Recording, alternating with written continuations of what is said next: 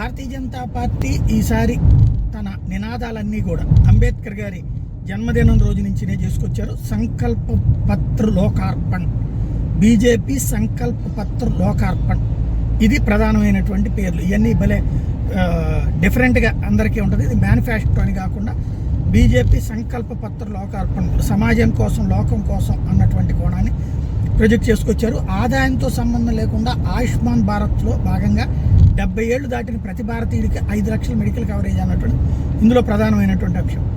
BJP 2024 ఎన్నికల మేనిఫెస్టోలో ఇది ప్రధానమైనటువంటిది. ఎందుకంటే మనం ఎప్పుడు సంపాదించుకుంటుంటాం, ఏదో కొన్ని రోజులు పోయాక పిల్లల చేతికి వెళ్ళిపోయాక మన చేతిలో ఏం ఆదాయం ఉండదు, లేదా కొన్ని ఆ రోజున ఆస్తి అయితే ఉంటుంది, కానీ అదేదో ఏ ఇల్లు స్థలమో ఉంటుంది.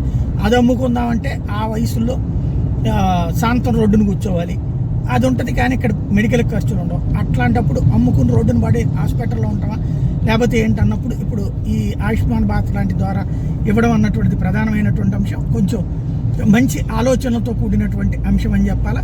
ఎక్కడైతే ఇట్లాంటి వాటికి సంబంధించి అవసరం ఉంటుందో అట్లాంటి వాటిని సెటరేట్ చేసినట్టు అని చెప్పాలా.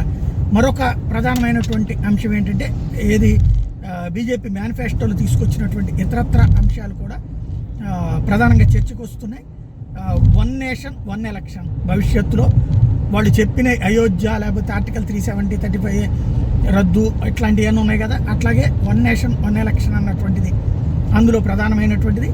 UCC implementation, uniform civil code implement చేసి తీరుతామని, బుల్లెట్ ట్రైన్స్ అక్రాస్ ఇండియా పెడతామని, ఫ్రీ రేషన్ ఫర్ 80 కోట్ల మంది నెక్స్ట్ 5 years కూడా ఇస్తామన్నటువంటిది.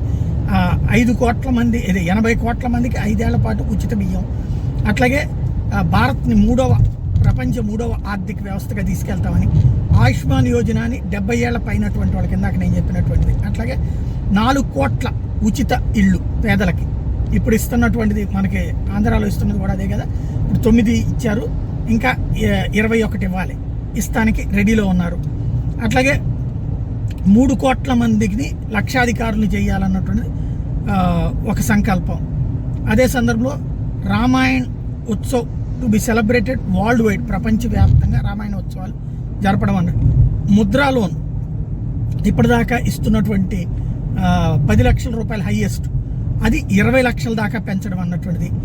ఆయుష్మాన్ కవరేజ్ ట్రాన్స్జెండర్లకు కూడా ఇవ్వడం అన్నట్టు, ఇది చాలా కీలకమైనటువంటి. పాపం వాళ్ళకి అనారోగ్యాలకి తీవ్ర ఇబ్బంది పడుతూ ఉంటుంటారు.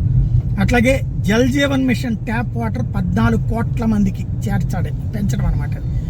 అలాగే new stations and airports, railway stations కొత్త ఈ నిర్మాణం, అట్లాగే ఎయిర్పోర్ట్ల నిర్మాణం.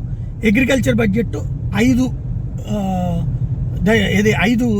రెట్లు పెంచడం అన్నటువంటిది చాలా కీలకమైనటువంటి నిర్ణయాలు.